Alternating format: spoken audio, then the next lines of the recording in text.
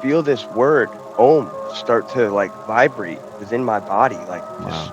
just this vibration, and then it moves from my body out into the room, and then the whole room is vibrating along with this word, and it doesn't end. It's just like this eternal like Mm. that just keeps going, and then all of a sudden, like reality like broke apart, and I came up out of my head, right? Like me, whatever I am, left my body, came out of Mhm. my head, and I'm looking down at myself from this higher view, and I'm immersed in what I can only describe as infinity.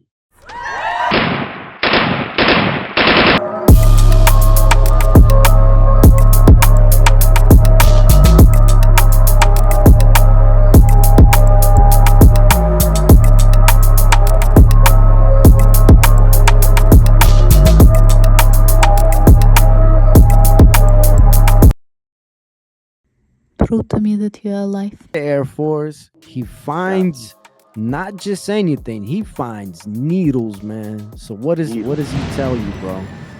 He says, "What the fuck is this?" And I told him, I said, I'm a junkie, bro. Sorry." And that's all I could really Wow, say. you just came out like that. Yeah, but when I said that, it felt like somebody gutted me, bro. Like it Wow. was just like I can't believe like I'm saying this out loud to somebody, you Wow. know? Um, It's uh, incredible. It's incredible though that you have this personality trait where imagine being so honest at such a moment, man. Why do you think you were able to be so honest at that moment to your brother? Because it was your brother and you had that much respect for him that you I knew you respected couldn't him. lie? Yeah, I respected him, and I was caught. Wow. So it would have been a bigger slap in the face to try to lie to his face and tell him Wow. that nothing's going on. That takes balls, man. I gotta tell you, man. Yeah, I mean, I didn't see another option, and I had nowhere to go. So it Hmm. was like it was like honesty or the street, and I wasn't ready for that. Right. So um so I told him, and he said, "Well, he said you can tell mom or I will." Oh wow. So so that was his response to that. We didn't speak on the way home. I walked in, and he said, "Tell her." So I did. I told him what was going on. I said I've been using drugs for since I was 16. Oh Um, wow. I, Percocets. I said I've been doing dope for 2 or 3 years now, and like I can't really say anything else. Like what can I say? Like I'm addicted to drugs. Um, Crazy. yeah. So we talked about it, and we sat down. Me and my mom, my dad, and my brother. He distanced himself from me immediately after that. So that really broke our relationship at that point. Damn. Yeah.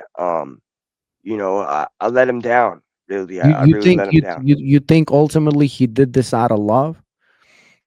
Yeah, yeah, I mean, well, I feel like he took it personally, really, Why do eh, you say that? just the way that he acted after the whole thing, it was like, I don't know, I feel like maybe he hoped that I would have been something better, or I could have been something better, and I felt like so he's 7 years older than I am. Yeah, yeah. So That's a pretty big so difference, man. Yeah, so he has this older awareness and clarity to watch his little brother going down this path that he knows is leading him astray, but feels powerless to do anything about it. And then he left to go to the military, so he wasn't even around. Mm. He was in Iraq. This was in um Oh wow. So he did a trip, man. Oh snap. yeah. So he was in Iraq like 2008, 2009, and then he got out and he came home, and during that whole time is when I had really progressed deeper into addiction. So I came Mm. out like, when he left, I was a stoner. When he came back, I was a heroin addict. Crazy. Yeah, and And so how was he psychologically, like, just to kind of take a side note on your brother, like if he did, if he went to Iraq, How was he psychologically? He wasn't on any meds or anything, like he wasn't jumpy or angry or anything like that? No, no. So he was in the Air Force. So Oh, okay, yeah. the base that he was on was pretty safe. He wasn't a Marine on Right, right. the spearhead front line or anything like that. Um, but So I mean, so he's that's crazy. So oh, go ahead. I'm sorry. Go ahead. no, I was just saying, like he's still, I don't think he saw any combat, but their base did get bombed. I remember that. Oh, There wow. was, yeah, Wow. yeah, their base was struck at some point while he So was over so there. so how did you feel? You tell your mom, you tell your dad, you come out with it, which is like in itself, it's a big step, like this whole intervention. How did you feel though that your brother did what he did? Did you feel abandoned by him, or like would you want more support from him, or like, or you understood? I feel like I would have wanted him to be there more, Mhm. but I also don't think that he could have done anything. So in order to protect himself, I think that's why he did it, Mhm. and distance himself from me because I think he had seen some of his other friends get caught up in drugs like throughout school, and Mhm. he wasn't with that. Like I said, he was a jock. He would drink sometimes. He didn't even smoke weed. Wow. So, watching the drug path was something that he wasn't with. He didn't respect and didn't want to be a part of. So when What he what saw what that a on me, what a difference in one family, huh? That one yeah, brother's like that, and yeah, my sister's like that too. My sister's 8 years older than me, and she's the same way, bro. Like it's so crazy sometimes because they say like environment and all of this, but as you can nature and clearly see, nurture. yeah, as you can clearly see, in one family could be totally different stories. So what is the call to action once your parents find out? Like, what's the next step? So they asked me if I need rehab, and I tell them that I don't. Um, and we were all naive to it. I think I really believed that I didn't, and they believed me when I said that I didn't. Wow. Um, That's important, so man. That's yeah, gonna be a quote right here, man. yeah, yeah. They believed me, and I believed myself. It was lying to myself, and I know that now. But at the time, I didn't have that awareness. Um, so I'm at home, and they're like, "All right, well, what are You you got to gonna do do?" something, basically, right? Right, right. So I tried to kick on the couch. Oh Um, wow. so I'm sick on the couch, and I copped a couple of times to try to ease coming down, and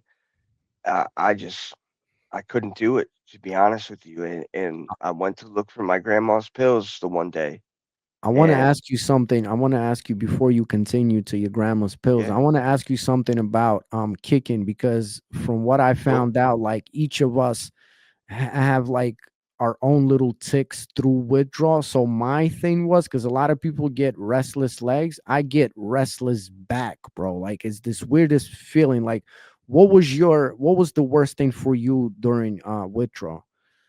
not being able to sleep.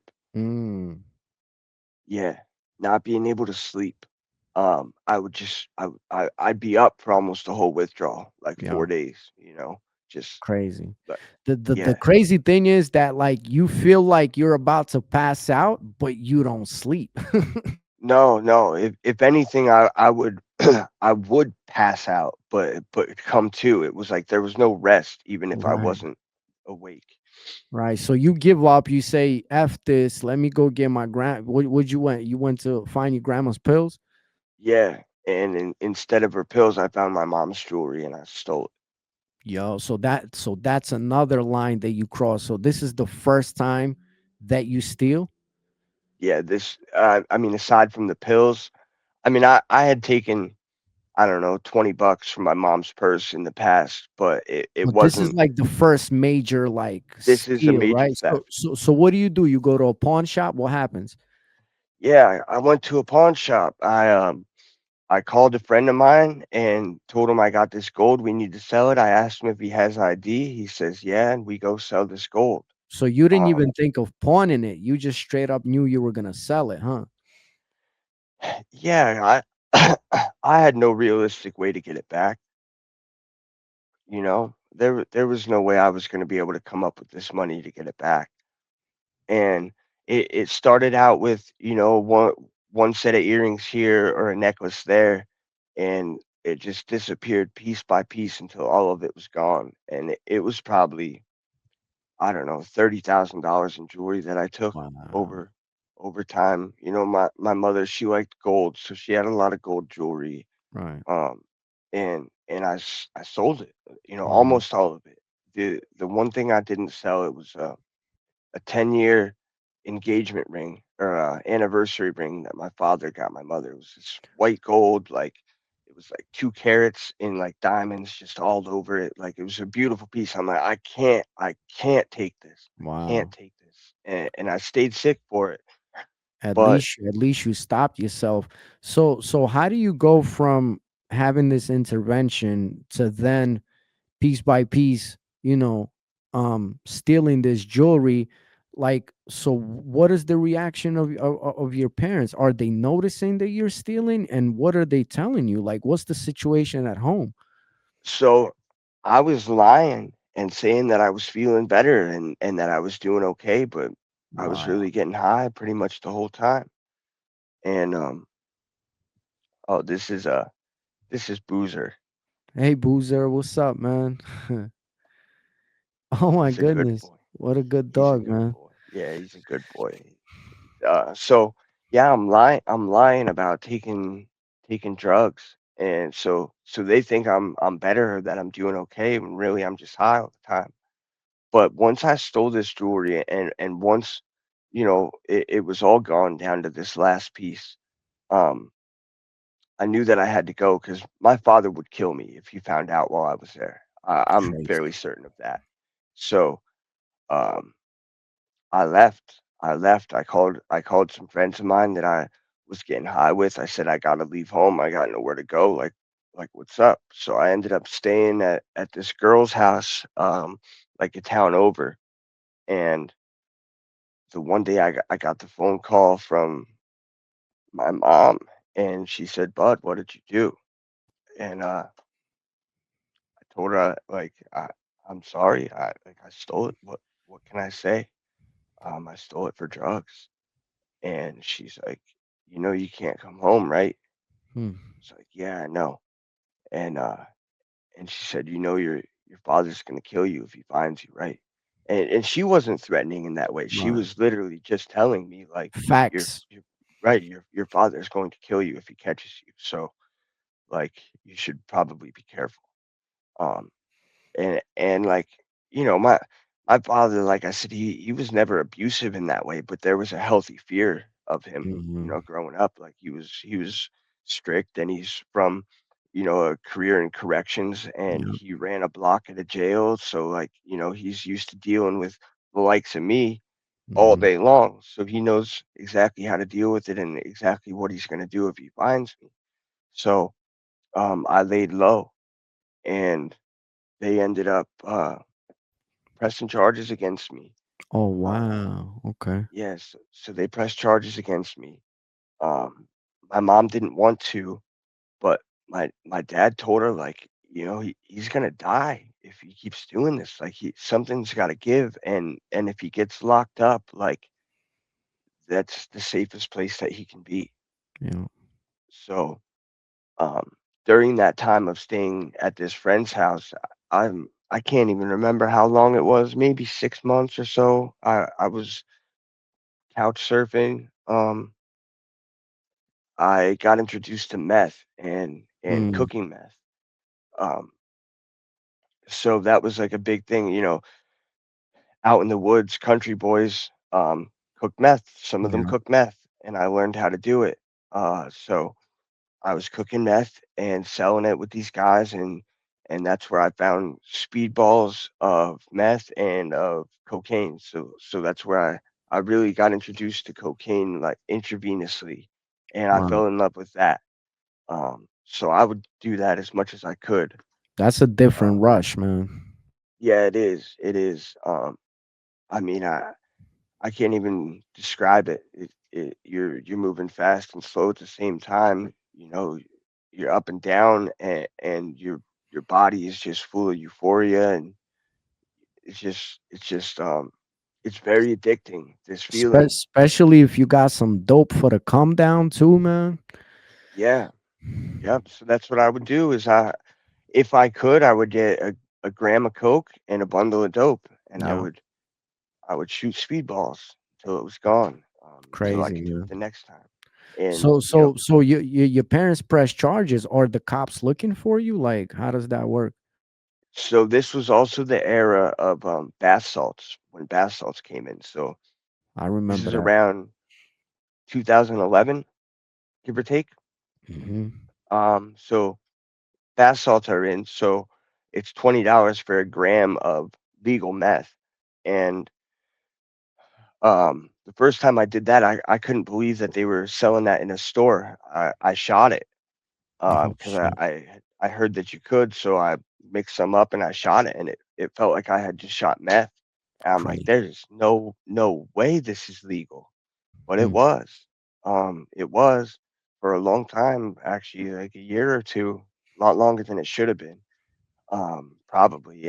And so I'm doing this, and I'm up on a bender the one night, and I'm paranoid out of my mind. I'm up for a couple of days, and there's a knock on the door, and my girlfriend at the time. So I was staying with this girl. I ran into a girl I went to school with that lived right next door that Hmm. was like kind of involved in the drug game, but she didn't really get high. She would just smoke weed, but Hmm. she dated people that got high, and I ended up getting with her, and it was really a place to stay more than anything else. So I'm staying with her, and we're up for a couple of days. I'm up for a couple of days, and there's a knock on the door. She answers it, and she says, "It's a cop, and he's looking for you." So I'm like, "Oh my god! Like this is my worst paranoid fear come true. There's No. actually a cop here while I'm all paranoid on this this upper." So I go to the door and I talk to him, and there's paraphernalia all around the apartment, and he says, "You want to talk in here or talk outside?" And it wasn't really a question. Um, Hmm. so I'm like, I guess we'll talk outside. Like, what's up? And I went out and talked to him, and he said, "Your parents press charges," which I didn't know yet at the time. He said, "Your parents press charges. The warrant isn't through yet. They know where you're at, but I'm just here to talk." So he asked me, he's like, "What's going on?" I told him I'm a drug addict. Like I'm addicted to drugs. I do drugs every day, and I don't know what to do. To be honest with you, it's like Wow. I'm just existing. And he's like, "Okay." He said, "Have you ever been to detox?" I said, "No." So he offered me detox, and that's the first time that I went to any kind of real treatment. Was Hmm. Wilkes-Barre General Detox Center, and I went there for 5 days. He called an ambulance. They came and picked me up from the house. They took me. I went in and I was out of my mind, coming down off speed, coming down off dope. So I was sick and just jittery, and Crazy. I was a mess. I was a mess. And yeah, they did the intake, and they told me I got a really long road ahead of me, and this is going to be a really difficult journey, but it starts here. And I even then didn't understand what they were talking about, because Hmm. I thought that once you go to rehab or once you go to detox that everything is okay, Yeah, right. and that this is what fixes it, and you're okay after all this. So I went to this detox, and I'm there for 5 days. They gave me the subs. Um, and that worked fine. I wasn't sick. I came home and I shot dope in 2 hours after I got home. Wow. Um, and my girlfriend walked in as I was about to do it, and she's like, "What are you doing?" Hmm. And I'm like, "What do you mean? Like, I'm cool. I just went to this detox." I was very naive to the whole idea of drugs and everything. Like, I knew I was addicted, but I had no idea how deep that really went or what it meant. How gripping it is. Yeah, it takes every part of you, and you don't even realize it. I had no idea how deep in I was. That's another Um, quote, brother, right there, man. You don't know how deep, man. I mean, yeah, and it takes every part of you, man. That's a quote, my brother. That's yeah, crazy. I just imagined how the drug breaks us down molecule by molecule. It's amazing yeah, what you just said, man. So it's crazy because like right before the detox, it seems like you finally want help and then you get out. So what do you think you thought that, I took this nice break, so now I'm not as addicted anymore and I could do a yeah. little bit? That's exactly what I thought. Yeah, I thought I would be okay now. That I would be able to manage or just not do as much, and I thought it was like a reset button, and I could start over from the beginning in this way. I didn't know what it meant to be addicted and that it's a progressive disease that gets worse and worse as Mhm, time goes on. Um, so that's what I did, and she was like, "Well, if you're gonna keep doing drugs, you gotta go." mm, Um, she was tired of it. I mean, I wasn't contributing anything to the household, and just every dollar I got went into getting myself high. So she was tired of it. Um, so I left and I went to stay back with my buddy that I had originally stayed with when I got kicked out of my parents. I said, "Hey man, I got nowhere to go. Like, can I come crash for a little bit?" They said, "Of course." They were like family to me. And um, you know what's crazy, man? Those guys, they were three brothers, their father and their mm. mother. All three of them died of overdoses, bro, I'm sorry to and hear that, man. they weren't Crazy. even doing dope at like, at that time, for real, They would smoke weed, but they weren't even junkies. They got hooked on shit later, and it killed them. All three of them, and their father died of a heart attack. Like, I dedicated the book to their mother. So Um, sorry to hear that, man. That sounds yeah, insane, bro.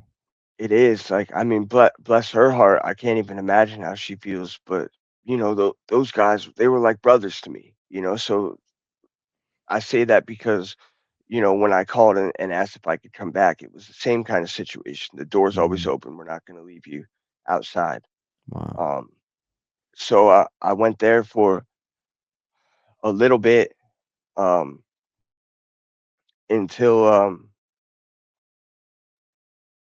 until eventually I just um,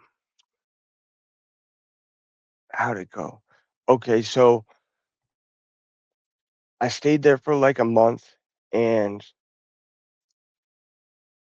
I wasn't contributing again, and things were just going, um, you know, all my money was going right into my arm. So it came to the point with them where they were tired of my shit. Mhm. And they said, "Look, man, like, we don't want to do this to you, but you got to figure something out." So, uh, so I left, and it was like I had to leave. I couldn't stay there anymore, but it wasn't on bad terms. It was like, I appreciate what you guys did for me. I understand it's time for me to go, and I left. Um, so when I did that, I was homeless, right? So I had nowhere to go that night, and I left with a friend of mine, Nate, and he also passed away a couple years ago. Damn, But bro. yeah, a lot of my friends, man. I mean, I got a list this long. I'm sure you do too. But you Sorry to know, hear that, man. it's the nature of addiction, man. So was it the first night you were on the streets like that? Like what was the weather First like? night. Was it cold? Was it warm? No, it was miserable. It was sleet and freezing rain. Wow. Um, I ended up at this we were supposed to stay at his cousin's house, and we were hanging out at this gas station, and we were thinking about stealing a car because we had no way to get anywhere. We were out on the streets, and this was like new to both of us. So we're like, all right, we gotta do something. And he Mm, said, my cousin will let us stay if we can get there. So we're like hanging out at this gas station trying to, find a mark if we can. And we had never done anything like that before. mm, At least I hadn't. I wasn't like some you know, violent criminal or Yeah. anything that's just, gonna take like I wasn't at that point. Um, so we ended up running into an old school teacher of mine. Um, he was a substitute teacher at our school, and he saw us and waved, and he got gas in his car, and before he pulled out, he's like, "You guys okay?" And we're like, "No, no, we got nowhere to go." Like I said, we might have somewhere to go, but it's this far away, and we don't know how we're gonna get there, and the weather's bad. And he's like, "Well, hop in." He's like, "I got you guys." So this guy gave us a ride down to Montoursville, and we ended up in this Walmart, and he bought us like some camping supplies, like some sterno cans, and Oh I think he shit. got us each a sleeping bag and like a little like survival axe, just like this little random survival stuff. And we're like hanging out in this smoke shack by this Walmart, and they come to us and they're like, "You guys, like, what are you doing?" We're like, "Well, we got nowhere to go, and we're just trying to stay out of the weather." They're like, "Well, you can't stay here, so maybe, we'll call and try to get you some help." We're like, "All right, sure." So they called, and the cops show up, and they run our names because that's protocol, I guess. Um, they ran our names. I had a warrant for my arrest from my parents that had finally gone through, Right. and I got arrested. So I had 20 bucks on me. I handed my last 20 bucks to Nate, and I said, I'll see you when I see you, bro." And honestly, like a part of me was relieved because I Mm, had never been homeless. I had never been on the streets. I was in an unfamiliar environment in an unfamiliar town with one person that I know, and I have no idea what I'm gonna do. mhm. So when I got arrested, I was almost happy. Um, so they took me to jail. I sat for like, I don't know, 60 something days. First time I was in Damn. jail. So the first time you were 60 days in, Yeah. what was the jail like, man? Was it like a local jail or like a workhouse? What was it, man? Yeah, so I went to Luzerne County Correctional Facility. It's Mm, a local county jail. And honestly, it was a bunch of dudes like me.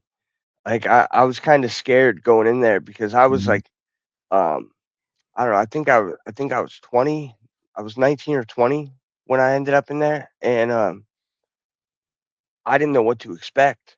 And you hear the horror stories on all the TV shows and stuff, and I'm just this little white kid from the country who has mhm, no idea what he's getting into. And when I got there, it was just a bunch of dudes like me, really. mhm, People who were in there for drugs or alcohol or drugs or crimes related to drugs and alcohol, whether that's theft or DUIs or whatever the case may be.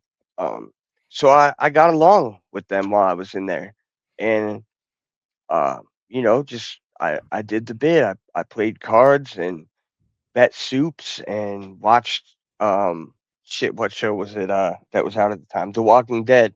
Um, But you had to also go through a detox in jail. I know that's probably the worst detox that I ever went through was in jail, especially like the way our cell was like, that cell like was a lot of people in it is like 40 dudes and like these three tier bunk beds and all of that, and I was just on a top, third bunk bed tier, man, and I remember it was the most miserable thing that I ever experienced because you're going through these withdrawals and there's all these dudes in the cell and like you don't sleep and you can't really lay there still and like it was just hell, man. What was the detox like for you in jail, man?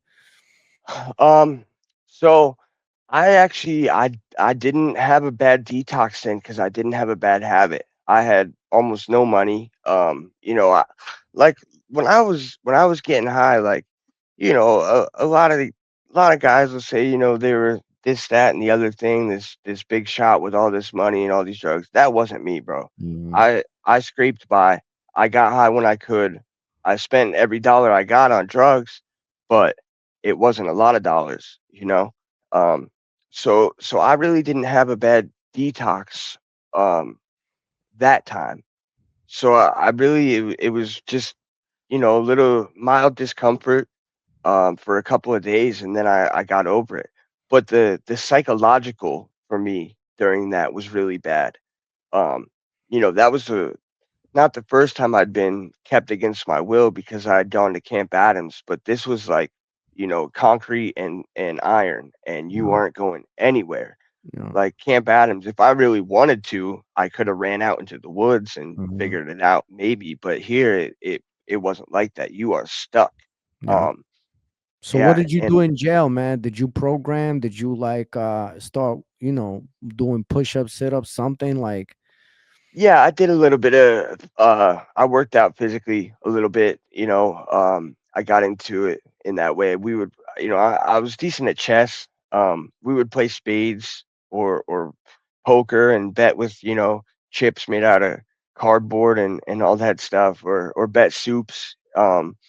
That kind of stuff. Just doing a normal bid, listen to music, watch TV, make up stories about, whatever you did, or you know, just tell stories about whatever you did, war stories, man?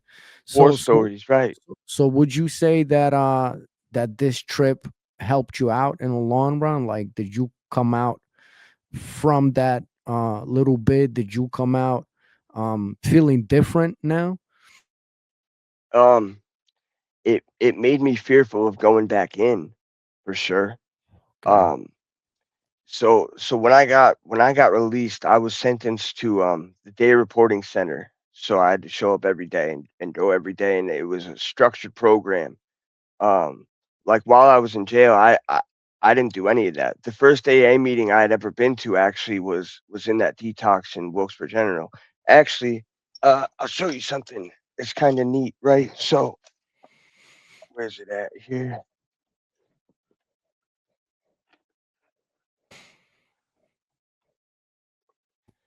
You got a So coin? Yeah.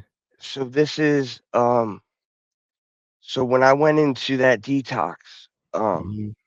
I met a girl there named Becky. Right, that was the first time I'd ever seen her. And when I got home from Philadelphia earlier this year, I saw her again at my home group. Um, Wow. and she gave me her 14-year coin, Oh, wow. right?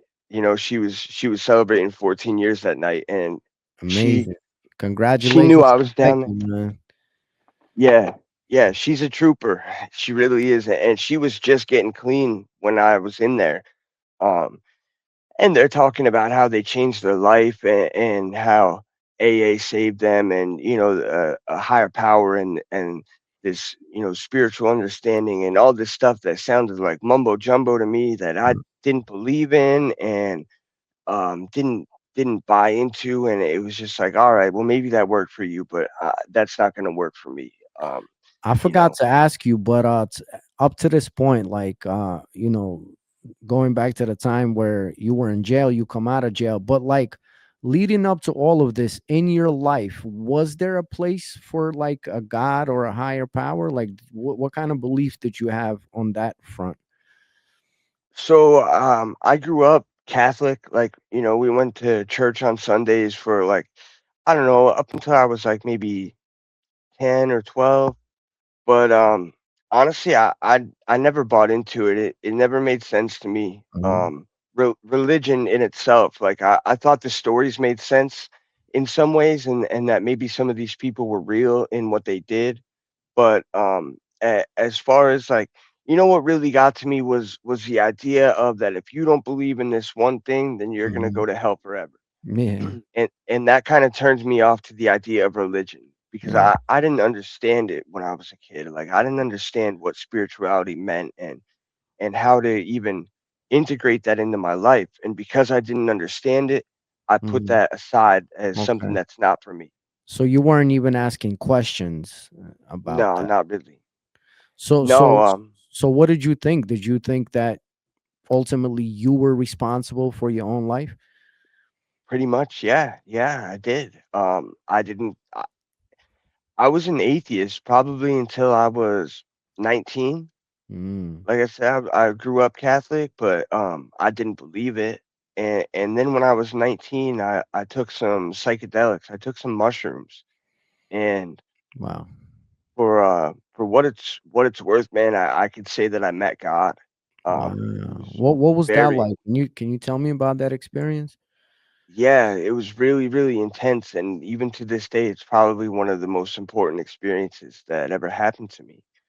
Um, so I took like a gram of mushrooms. It's not even a lot. That's not a Um, lot at all. Yeah. I would take an eighth if I would take yeah, shrooms. Yeah. me too. But my friend had an eighth, and he ate like a little over 2 and or what did he I don't know, I had 1.2. I Mhm. remember we weighed it out on the scale, so, the difference is what he ate, and I ate 1.2 grams of mushrooms. We went up to my room, shut the lights off, put on meditation music, lit some incense, and we tried to meditate, and we listened to this Om mantra, Mhm. like Yeah. Om, that kinda thing, right?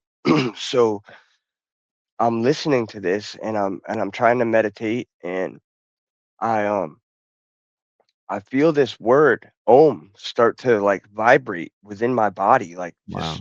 just this vibration. And then it moves from my body out into the room and then the whole room is vibrating along with this word and it doesn't end. It's just like this eternal like oh Mhm. that just keeps going. And then all of a sudden like reality like broke apart and I came up out of my head, right? Like me, whatever I am, left my body, came out of Mhm. my head, and I'm looking down at myself from this higher view, and I'm immersed in what I can only describe as infinity, right? Wow. And it was this feeling I had was um pure love and compassion like nothing that I've ever experienced in my life. It was absolutely beautiful. Um, I knew that no matter what happened anywhere at any time, it didn't matter if I died, it didn't matter if I lived to 100. Wow. Everything is going to be okay. No matter what. And that it was like I started to have these like insights, and I don't know if they're correct or not. I don't know Mhm. if all I can say is what it felt like for me. Mhm. But it was like there is no death, right? So like you don't actually die. Like you whatever you are lives on. Mhm. Um, it was like um we like choose to come here, almost like we choose this life that Yeah. we're living for a purpose, whatever purpose Yeah. that may be. Um, it was like um I could be smaller than an atom or the size of a universe. I could think 1,000 things at once. I was like, I it's the word for it is ineffable because there Mhm. aren't words for it, but Wow. it was really, really powerful. And I asked my friend, I'm like, "Hey man, are you here with me? Are you seeing this or am I just like losing it?" And he was like, "Dude, people are gonna think we're crazy if we tell them Mm. what's happening right now." So it was So like we were on so the same he was trip. feeling the same thing, because Yeah, usually that doesn't happen, man. So yeah, wow, so you were having like this real true out of body experience, but you connected with the omnipresent, with the infinite, man, and you were immersed in the what I think is, in the frequency and the vibration of the eternal Om, man. That's amazing. So you it think really that was was. the first time where you or God touched you in a way? Yeah, yeah, that was the first time that I can say that I experienced something truly spiritual. Wow. Um, and I kinda tried to chase that feeling with psychedelics for a little bit after that, but I never quite got back there, and the thing that's remarkable to me about it is that it wasn't like a heroic dose of mushrooms, it was a very small dose by comparison to what you normally take, so it really seemed like something special happened to me there. Um, Truly, so man. That sounds like it, man. You truly got some insight, man. Um, how did it change you, do you think? I wasn't an atheist after that trip, and I was before I went into it. And like I'm not afraid of dying, I guess. Like not like I don't want to die, or not in like a cocky or like egotistical way, but like if I were to die, I'm not worried about what happens after. Right. And and that happened from that trip. Um and like some other spiritual type experiences that happened later. But kind of within the same vein, but never quite as intense as that first one.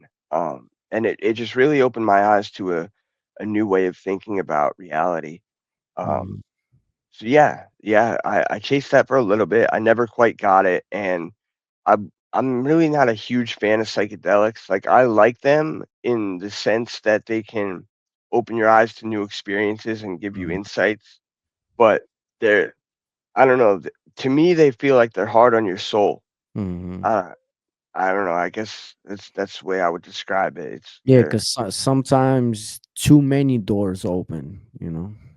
yeah. I mean, I took mushrooms once, and I lived out my overdose death for like 2 hours. So What? What do you mean by that? like I this was a little bit later in the story, but I had relapsed after being clean for a while, and I was trying to get a rein on it and get a hold of it. So I'm like, maybe I've heard about psychedelics helping people come off drugs before. So I took these mushrooms. I ate this mushroom chocolate bar that I had bought from a friend of mine, and I started to trip, and like I had God for a while. Like I Mhm. was close, and I was like in it, and then it kind of turned on me, and I I got stuck in this loop where I imagined myself shooting heroin, doing too much, overdosing, and I would go out and stop Wow. breathing, and then I would wake up again, and it would happen again, and that happened for like 2 hours straight. It happened. It was like I don't That's know, like 100. crazy. It was it was pretty bad, man. It was it was a bad trip.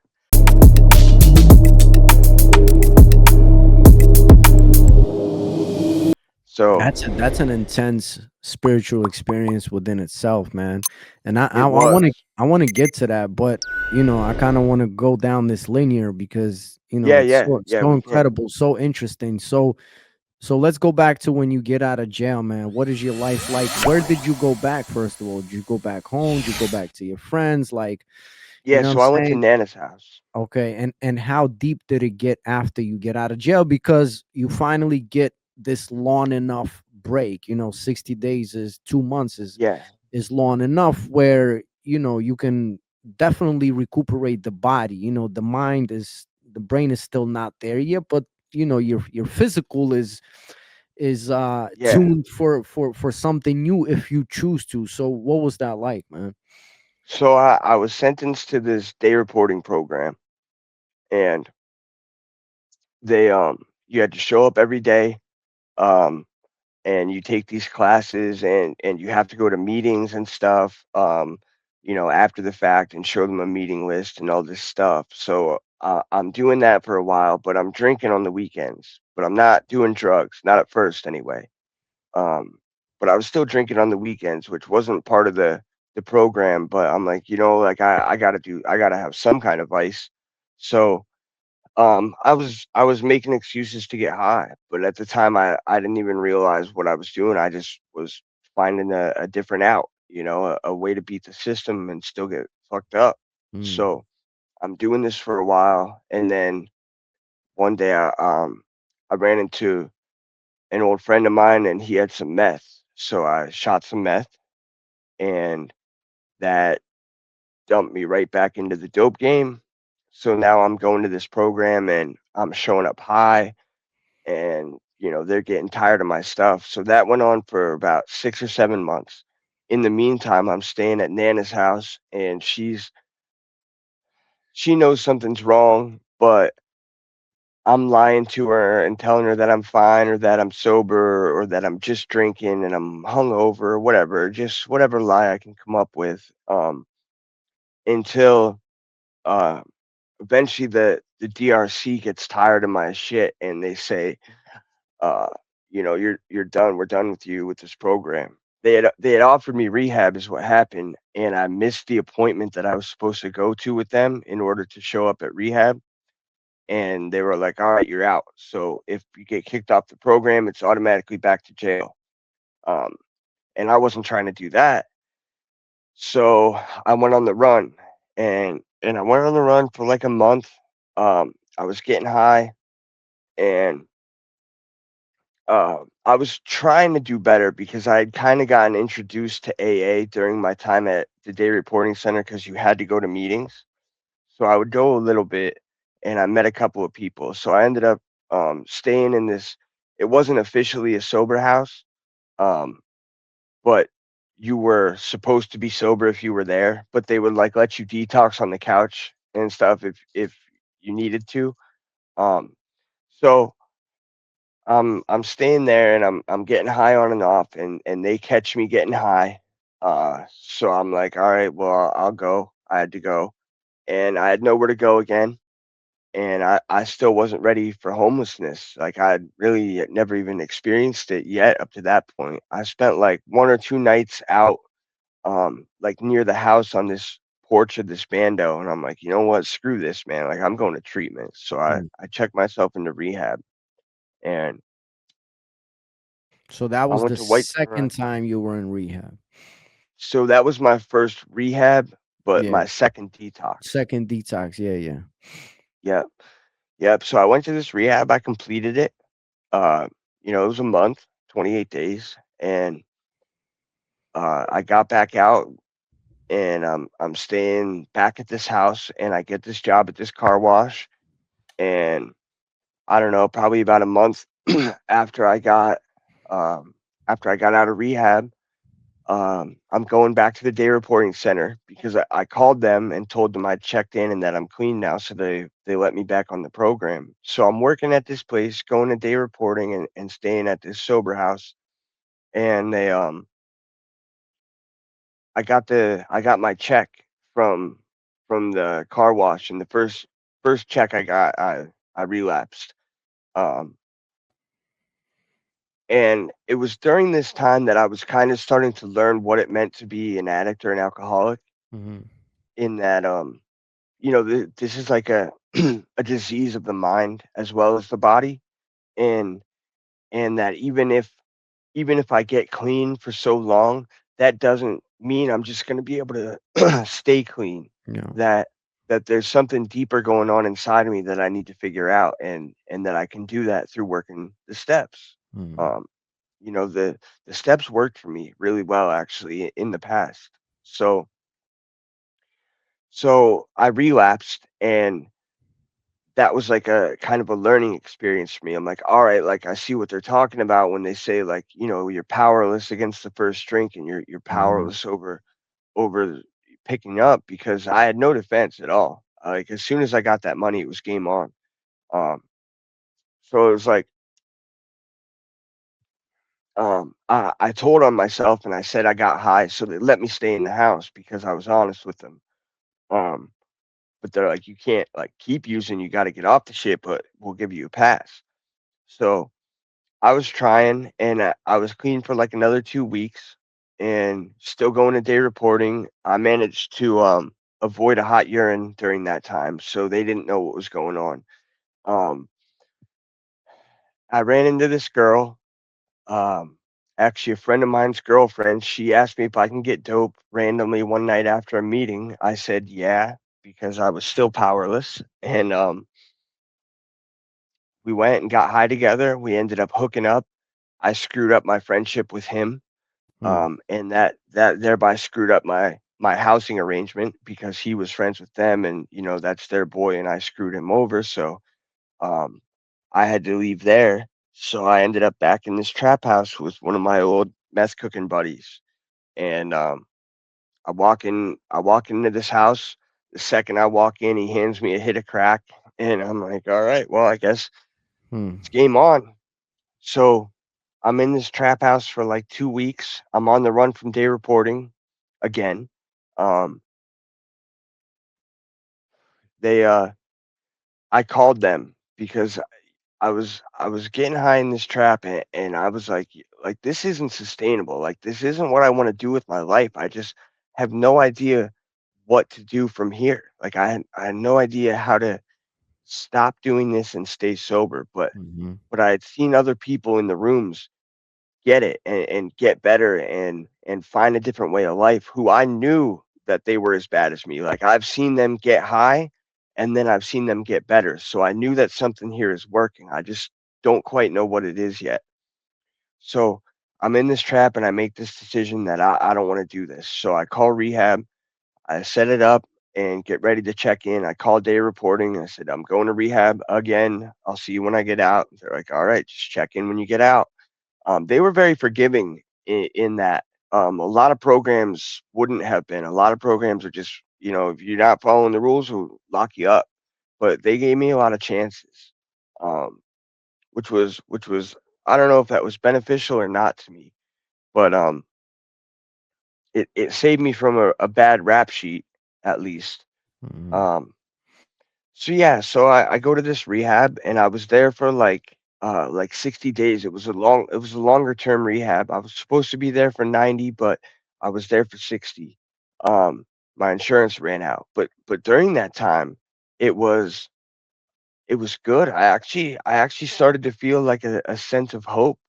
Like I got along with my counselors, I got along with the clients, like me and my roommate were we got close with the director, so we kinda got some perks, like, we were able to rearrange our room, and, like, that didn't mean much, like, Hmm. in the greater scheme of things, but in rehab, that made us Yeah. different, and, it Hmm. was, like, something that was, like, "Alright, nice," like, Yeah. there just a little bit of hope, man, goes so far, like, a haircut can change your whole Yeah. month, you know? Just little things like that. So, um actually, something that happened while I was in there, this dude tried to set us up and get us kicked out. He was shooting, I don't know if he was shooting drugs in there and taking triple C's, course, heat and Oh cough wow. and cold. And he was hiding his stuff in the ceiling. And I don't know if he got paranoid or what, but he told staff that we're doing drugs and hiding our shit in the ceiling. Oh shit. So our room's connected through the top, but there was a wall in between. So he was throwing his shit over on our side. And Hmm. they called us into the office and they're like, "You're kicked out. Like, you gotta like make a call. You're out of here." I'm like, "What are you talking? What do you mean? What do you mean I'm kicked out?" She's like, "Piss in this cup right now." I'm like, "Sure, whatever." Like, all right, so it's clean.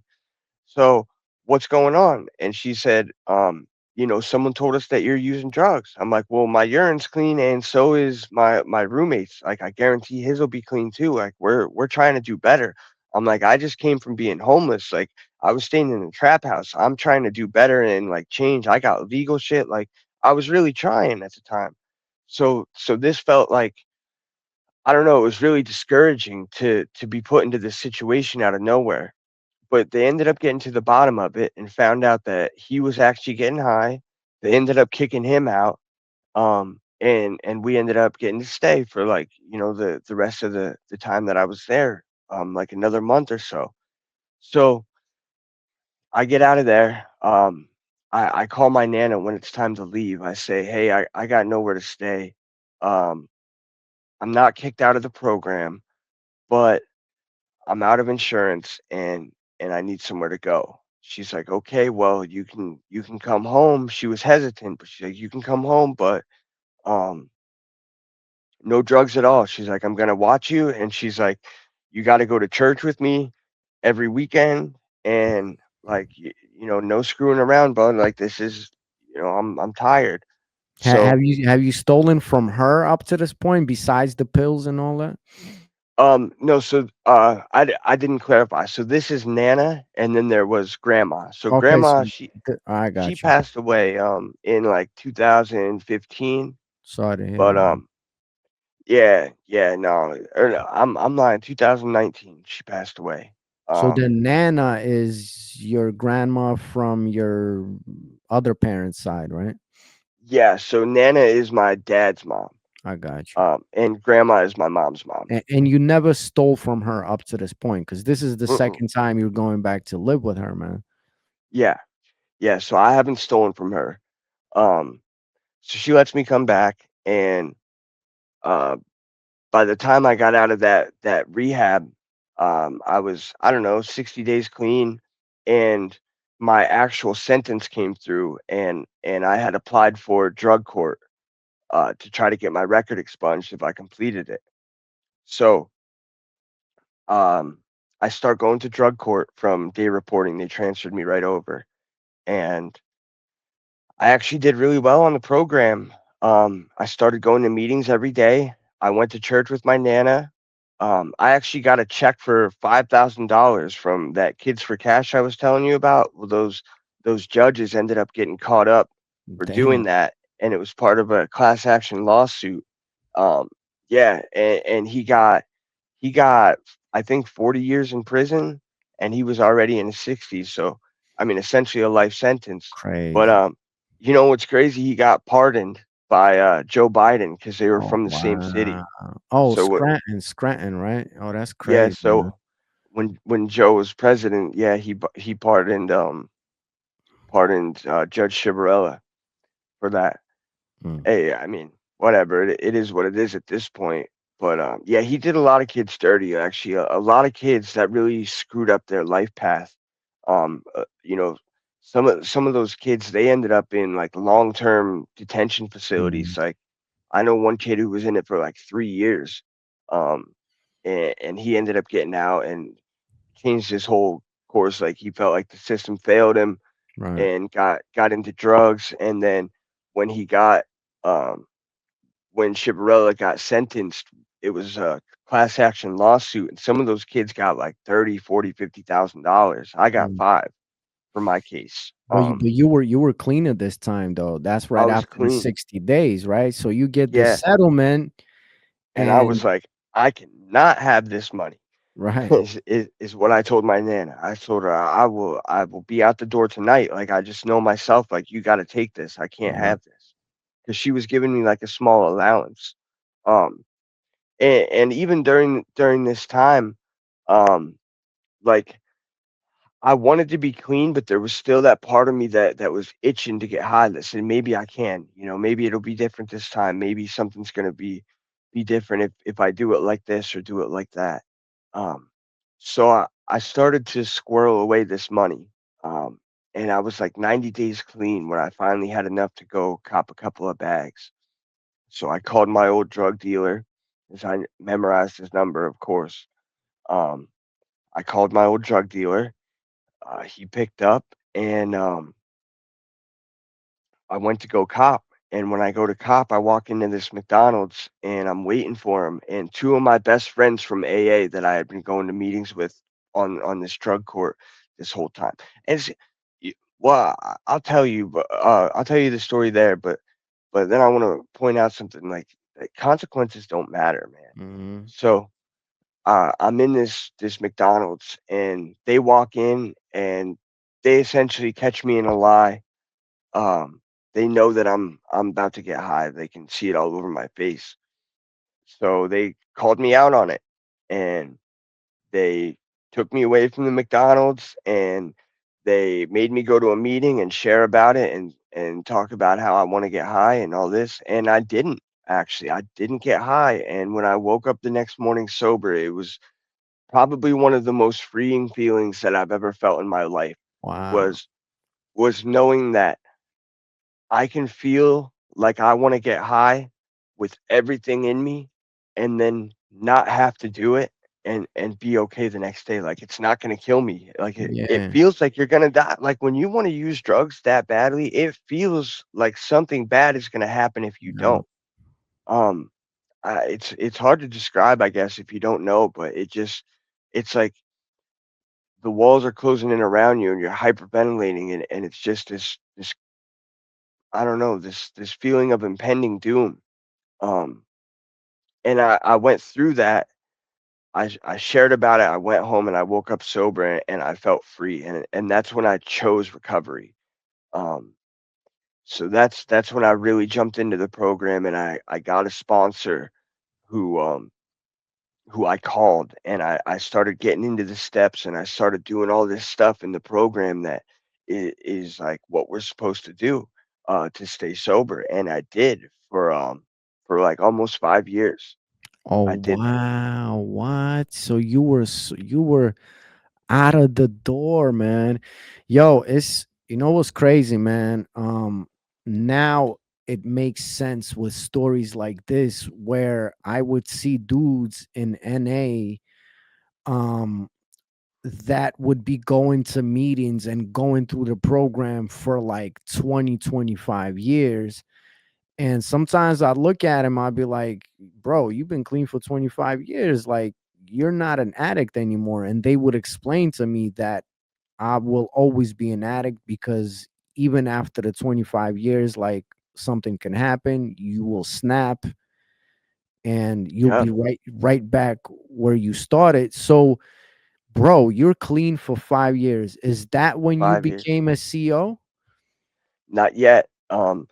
So during that time, I was just doing the meetings thing. I was doing um, commitments and speaking at rehabs and sharing my story at meetings and doing all kinds of stuff like that, and it was keeping me sober. I was helping out Um, new guys in recovery that are coming in and trying to do what I'm doing, so I showed them how, and that helped to keep me sober. But at some point I got complacent, and that just means comfortable.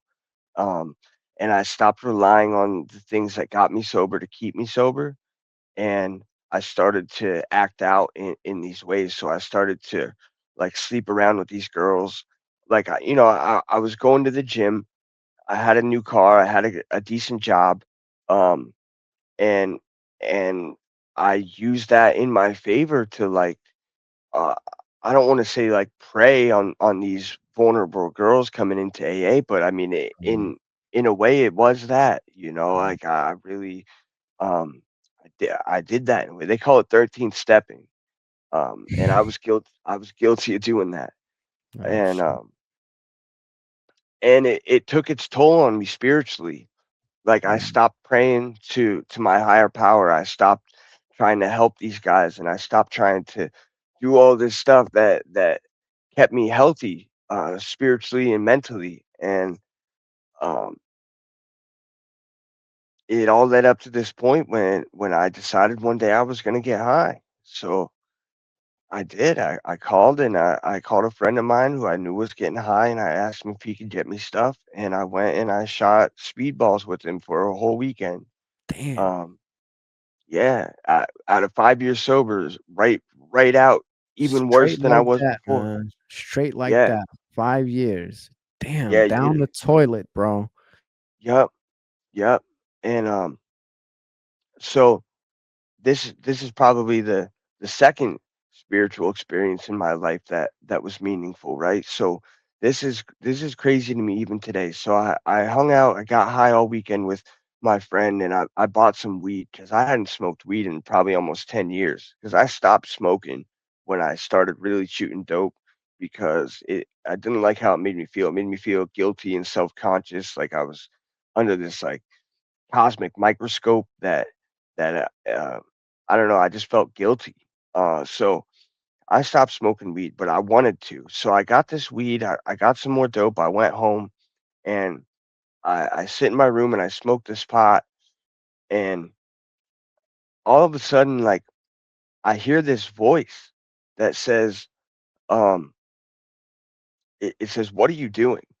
And I like kind of look around like I must really be stoned if I'm like hearing voices. And um I'm like, "What do you mean? What am I doing?" Like, I asked in my head, and it was like, "What are you doing? Like, you don't do this anymore. You don't do heroin anymore. What are you doing?" And Wow. it was like a voice was speaking to me, and it came from like everywhere and nowhere, and inside me, like I don't even know.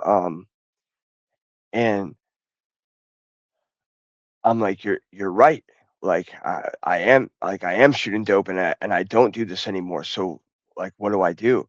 And my friend Damien was with me. And I called him up to my room and I said, "Hey man, um, like I'm getting high and he didn't know he was crashing at our house. It was an apartment that me and a roommate got, and he was crashing at the house. I said, "Hey, I'm getting high, bro. I need you to babysit me and make sure I don't die because I'm not trying to have this kill me." Because this was like the dawn of fentanyl when fentanyl was starting to come in, so a lot of people were dying. Um, and I wasn't trying to be another statistic.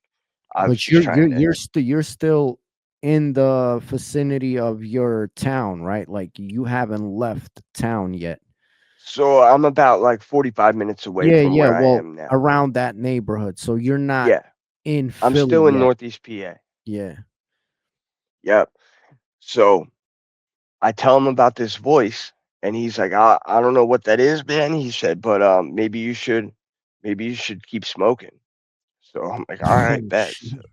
yeah, so I keep smoking weed, right? I keep smoking this pot while he's hanging out with me, and I'm like I can't do this, dude. And I give him my dope, and I'm like, do with this what you will, because he was like on and off sober. I'm like, if you want to do what you can, it's heroin, it's not fentanyl, it's not going to kill you. I said you can get rid of it if you want. I really don't care what you do. I can't have this. He's like, all right, bro. So he went and he flushes it. He was on his like sober tip at the time. So he goes and flushes this dope, and I still have this rig sitting in my drawer that's loaded with a shot.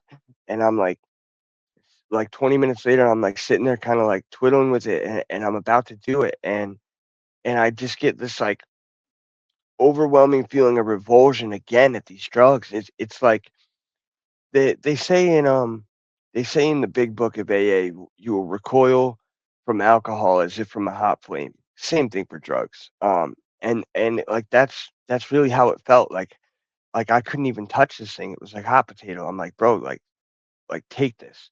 So he takes it, he squirts it out, and he's like, remember that you told me to do this because you're stoned right now. I don't want you to forget when you don't have drugs in 2 hours when you're not high anymore. So Hmm. I'm like, all right, like I got you. So he gets rid of everything. And I take another hit of this weed, and out of nowhere I hear this voice. It comes back again and it says, call Jolene, right? And Jolene was a very is a very close friend of mine. And she was one of the people that was there in the McDonald's that day when I was gonna relapse the first time, like so many years before, and she saved me. So, like, whether it was God or whether it was my subconscious manifesting in some way to reach out for help to someone who's helped me before, I'm not sure, but it felt supernatural. So I That's hear this crazy. voice says, "Call Jolene," and I ignore it. I'm like, why would I do that? I'm getting high. So then it comes again and it says, call Jolene louder. And I ignore it again. And it happens a third time. And the third time that it happens is I can't ignore it. It's undeniable. It shakes the room. Hmm. It says, call Jolene. Right? Wow. It's a command. It is a command, bro. Like I've never felt anything like this before. Um, Remarkable. and I'm like, all right, you win. So I'm on like the verge of tears. I go in the bathroom and I call her and she doesn't answer. So I'm like panicking, and then I call again and again until eventually she picks up, and I'm like, hey. She's like, hey, what's up? Because it's like 3 in the morning, and I'm like, listen, like I've been shooting dope all weekend, and I don't know what to do, so I'm calling you. She's like, "Oh, fuck, dude." She's like, "Okay, so what are you gonna do?" And we talked it out that night, and I went to a meeting the next day, and I got sober again for like another 2 years after that. Um, Yo, so that that's crazy, man. it really was, it really was. I went from shooting speedballs for 48 hours to getting sober for 2 years. Like it was very powerful, dude. I Yo, can't explain it. it's listening to your story so far, man, and like knowing already the result that happened post Kensington, and we're gonna Yeah, get into all of that eventually, but yeah, yeah, I'm really trying to wrap my head around because this is literally like a movie. First of all, that's obvious, right? But second of all, it seems like this whole journey that you were walking through, there was something else walking along with you, man, this whole time, something else that was guiding you. And it seems like you had these breaks, but you went from like an extreme to peace, extreme to peace, and to extreme, you know what I'm saying? And I Yeah, think once we eventually get down the story, we will realize that you went through the most extremes of extremes, man, yeah, and it's going back to what we talked about earlier. Something must be in the personality, in the characteristics, where you're constantly testing yourself to the utmost limit, man, if you think about it, yeah, yeah, man. I chase the edge. I don't know what it is, like on both sides, like there's extreme chaos and extreme peace, and I strive for balance, but often I hit balance on the way to either end, you know.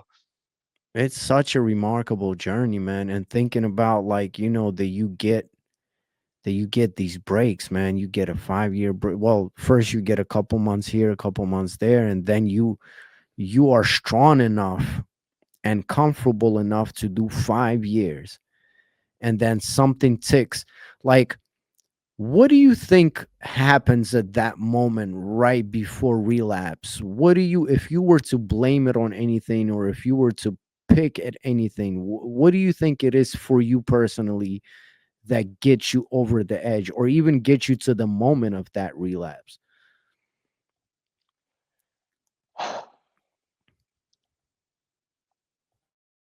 Maybe ignorance, or maybe a better word would be arrogance. Um I get comfortable and I stop thinking that I need what helped me in the first place. That's usually what takes me out. And relapse for me isn't something that happens from Friday to Saturday. Relapse for me happens 2 months ago, and it Right. manifests as me picking up drugs. Um, it seems spontaneous, but it isn't. And often you can see those steps happening to someone as they're getting away from a program. You can see them on their way to get high. Um, I know that I can in some people, so I imagine that it's apparent on me when I'm doing the same thing. But it's thinking that I'm too good Mm, for whatever got me sober in the first place. Thinking I don't need God anymore.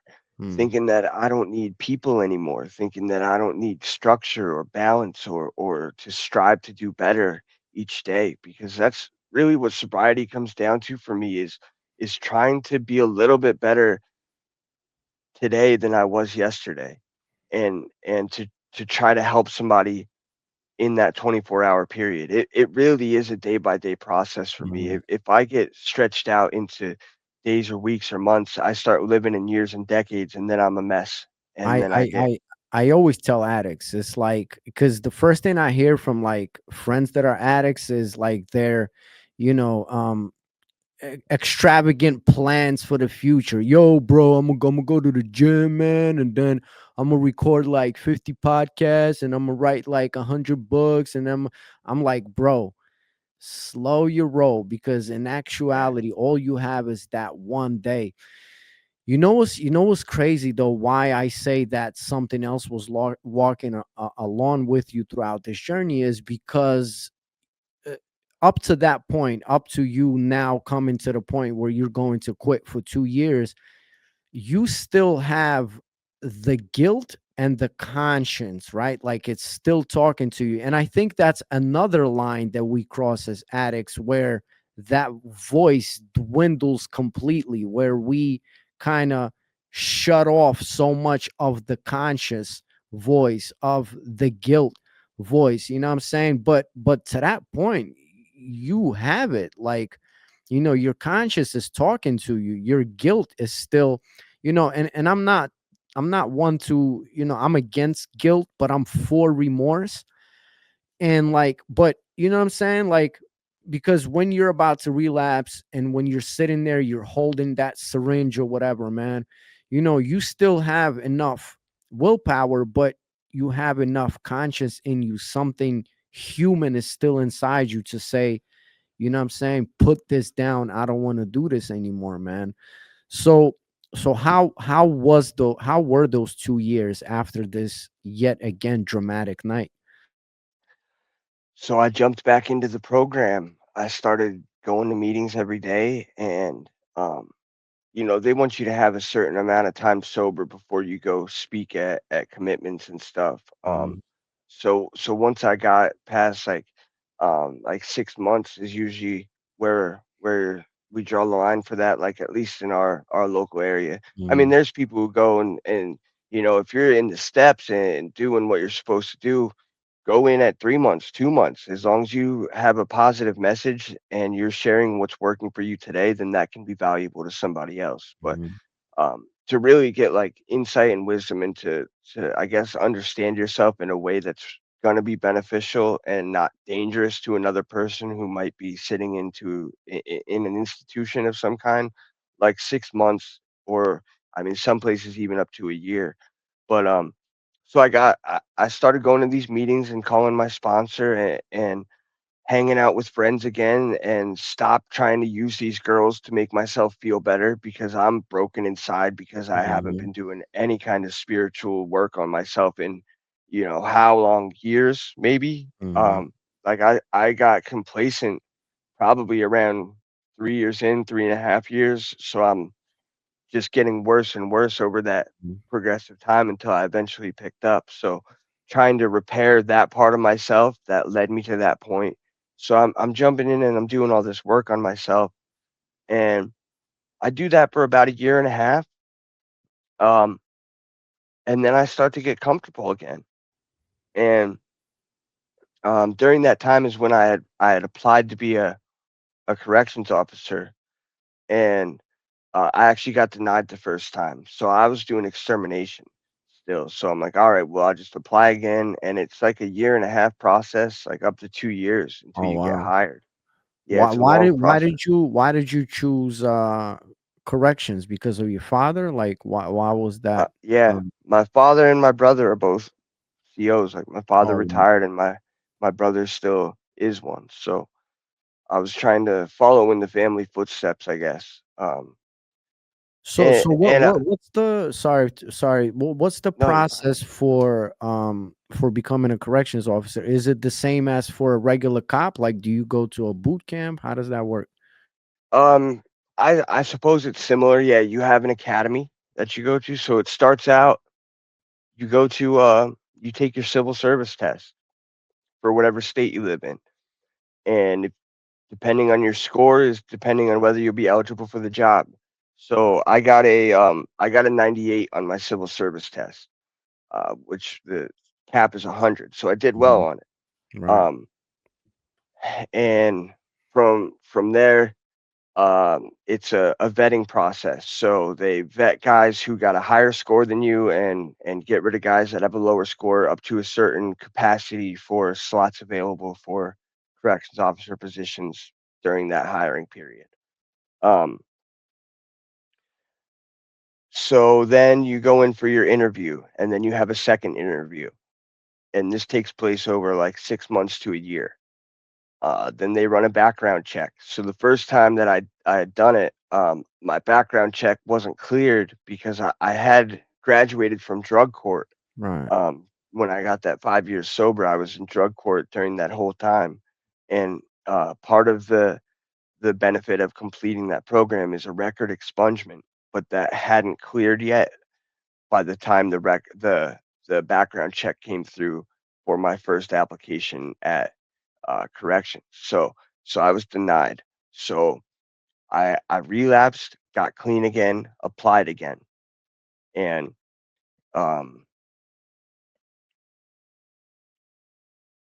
uh, I lost my train of thought. Yeah, Where yeah. were we? You got clean again and you reapplied for the CO. So I reapplied, and that was about the time when I was starting to get complacent again within the program. So I got called to be or no, I was still working at the extermination. Um, just doing my thing, waiting to hear from them. I got complacent and I ended up picking up again after right around 2 years. Mhm. Um, I picked up again, and I used for a week that time. And I smoked weed again because it worked for me last time, and I Mhm. ended up in rehab after I smoked. So Right, I don't know, maybe there's something to be said for it. Um, I don't recommend anyone who's sober go smoke some pot, but if right. But you know, if you're you had some sort of divine intervention with the weed, man. yeah, yeah, something happened, man. It was really, really wild. You know what I think it is, and I thought about this a lot, man. Why like I don't bash weed as much is because if you think about it, well, at least with me, with all the drugs and all the, you know, what we call chemical drugs, as opposed to weed being natural, is that with all the drugs, like when you get high, you don't feel guilt, you don't feel nothing. But for some reason, with me, with weed, like I'd feel guilty right away. Like my conscience would kick in. Like I start thinking about all sorts of shit, you know? I feel like I'm in like a fun house, like a hall of mirrors, and I'm seeing all these different versions of myself. And Right, some are ugly and some are nice, and like I'm just right. it forces this like mirror on this internal reflection that Yeah, just weed does that. That's why I don't, you know, I'm not quick to put it in the drugs category, but obviously it is a gateway drug for a lot of people. I know I'm the same way. I tried weed for the first time 15 years old, and that's when you cross that line. Um yeah. listen, my brother, we've been here for over 2 hours. So if you want to like put a pause and we'll do a part 2 or whatever, it's up to you cuz I don't want to like I torture mean, you and I'm stuff. no, It's I mean past honestly, I'm chilling. you chilling, It's you up to good? you, man, but I'm chilling, yeah. All right, Yeah. cool, man. So you you know, you you thinking of smoking that weed to kind of like get another spiritual experience because you just reapplied, man. So what Yeah. happens? Did you end up smoking?